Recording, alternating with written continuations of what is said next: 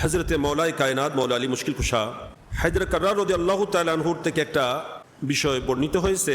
মওলা আলী রাদিয়াল্লাহু তাআলা বলছেন, কারো সন্তান যদি অসুস্থ হয়, এমন রোগ যে রোগের কোনো চিকিৎসা হচ্ছে না, কোনো চিকিৎসায় যেটার কাজ হচ্ছে না, তখন সে একটা কাজ করতে পারে, এতে শেফা পাওয়া যাবে।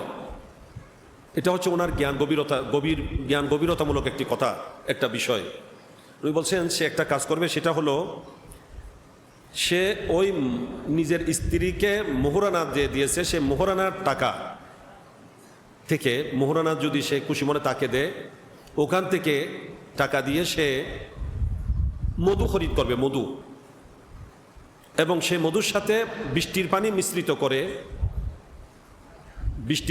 মিশ্রিত করে ওইগুলা পান করবে, এর মাধ্যমে তার শেফা লাভ হবে। সুবহানাল্লাহ।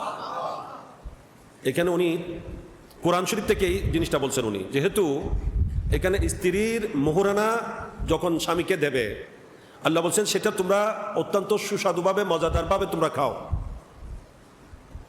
এবং আল্লাহ পাক সুবহানাহু ওয়া তাআলা মধুর ব্যাপারে আল্লাহ তাআলা বলছেন, ইয়াখরুজু মিন বুতুনিহা শারাবুন মুখতালিফুন আলওয়ানু ফীহি শিফাউল লিন-নাস। আল্লাহ তাআলা বলেন মধুর মধ্যে শিফা রয়েছে। আর আসমানের যে পানি, বৃষ্টির পানি যেটা নাজিল হয়, সেটাকে কোরআনে পাকে আল্লাহ তাআলা মা মুবারাকা বলছেন, মা এ মুবারক, বরকতময় পানি বলেছেন। তো উনি বলছেন বরকতময় পানি এবং মধু, শেফাময় মধু, স্ত্রীর ওই মোহরানা যেটা সুস্বাদুভাবে আল্লাহ খাওয়ার নির্দেশ দিয়েছেন, তিনটা যখন মিশ্রিত হবে, এগুলা যখন খাবে, তখন দুরারোগ্য রোগেরও শেফা হয়ে যাবে। সুবহানাল্লাহ। এটা একটা কোরআনী চিকিৎসা উনি ওনার গবেষণায় বাইর করছেন।